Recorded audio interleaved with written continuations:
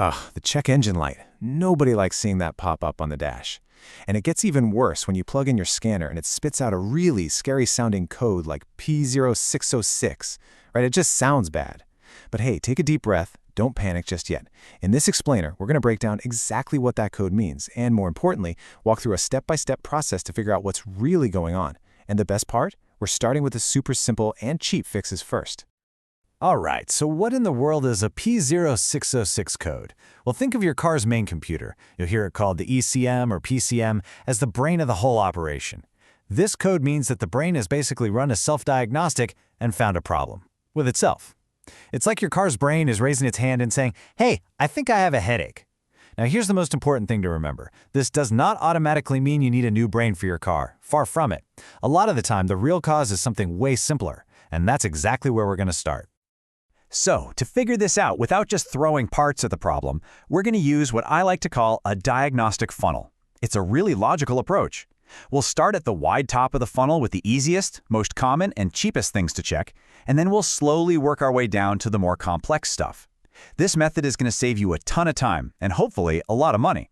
And our very first stop, the first thing we're checking, is the vehicle's power supply. You know, the computers in modern cars are incredibly sensitive little things. They demand a perfectly stable supply of power to work right. It's kind of like your laptop or your desktop computer at home. If you get a little power surge or a brownout, what happens? It can freeze up or crash, right? Well, the exact same thing can happen in your car. A little blip in the power can totally freak out the main computer and make it throw a code like P0606. So the very first thing you need to do is go look at that battery. Are the connections clean and tight? You don't want to see any of that fuzzy green or white corrosion on there. Is the battery itself actually healthy and holding a good charge? Seriously, these super simple checks can often be the fix. And here's where a simple tool can be your best friend, a multimeter. They're cheap and they can tell you so much. What you're going to do is start the engine, let it run, and then check the voltage right across the battery terminals. You're looking for a nice steady reading somewhere in that sweet spot between 13.5 and 14.5 volts. If you see a number that's lower than that, well, your alternator probably isn't charging the battery correctly. And if it's higher, it's overcharging. Either one of those conditions, too little or too much voltage, is exactly the kind of unstable power that can make a car's computer get confused and throw that P0606 code. Okay, so let's say you've checked everything and your power supply is rock solid. Battery's good, alternator's putting out the right voltage. Awesome. The next step in our funnel is to look at the car's nervous system. I'm talking about the wiring and all the ground connections. See, the computer can have all the power in the world, but if its communication lines are cut, you're still going to have some major problems. So, could it really be just a bad connection? You'd be surprised how often the answer is a big yes. I know. The P0606 code sounds super serious, like the whole computer's fried. But honestly, it can pop up because of something as simple as a loose connector or a wire that's starting to corrode. A lot of the time, the problem isn't the computer itself, but the pathways, the communication lines that it relies on. This is where you just have to get your eyes on it. A really thorough visual inspection is absolutely key. Find the main bundle of wires, the wiring harness, that plugs into your car's computer, and just start tracing it. Look for anything that seems out of place. Are there any frayed wires? Is the plastic insulation cracked and brittle? And you gotta look for signs of chewing. Seriously, little critters like mice and squirrels love to chew on wiring, and they can cause a ton of damage. While you're at it, grab your owner's manual, find the fuse box diagram, and pull and check every single fuse that's labeled for the ECU, ECM, or PCM. A simple blown fuse could be your culprit. And that brings us to one of the most common, but also one of the most overlooked culprits out there, a bad ground connection. So what's a ground? Basically, for any electronic circuit to work, electricity has to flow from the positive side, do its job, and then return to the negative side. That return path is the ground. If that ground wire is loose, rusty, or corroded, the computer's signals basically get scrambled. It's like trying to have a conversation on a really bad phone line. The computer can't think straight, and it might just throw up its hands and report a weird internal error like this one. All right, let's recap. Your power supply is good. The wiring all looks solid. You're starting to think maybe it is the computer, right? Well, hold on. We're not at the bottom of the funnel just yet. The next thing we have to consider is something I call the domino effect. What if another part on the car has failed and it's actually tricking the main computer into thinking it's the one with the problem? This is such a perfect way to think about it. The car's brain isn't the problem. It's just being lied to. Imagine for a second that a really simple sensor, let's say the one that measures your engine's coolant temperature, suddenly short circuits or just fails. All of a sudden, it starts screaming complete nonsense at the main computer, just total garbage data. The computer tries to make sense of it, but it can't. It's impossible. So what does it do? It gets confused and flags an internal processor error. In this scenario, the brain is perfectly healthy. It's just reacting to bad information from one of its spies out in the field.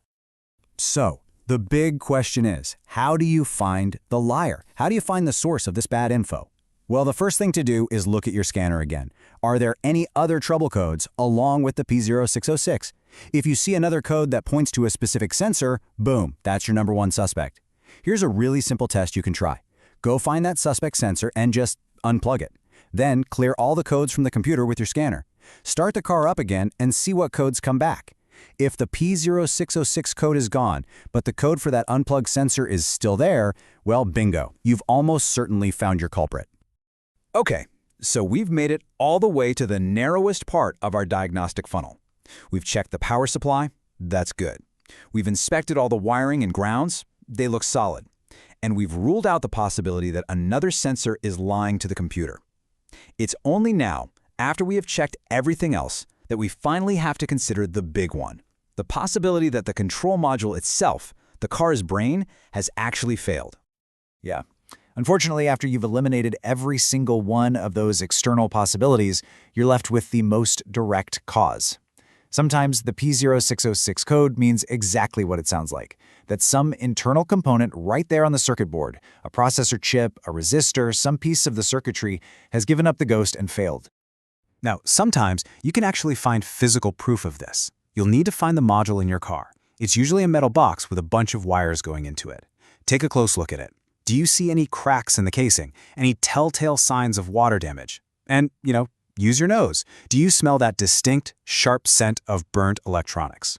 If you're feeling brave and you open up the case, you might even see a little black burnt spot on the green circuit board.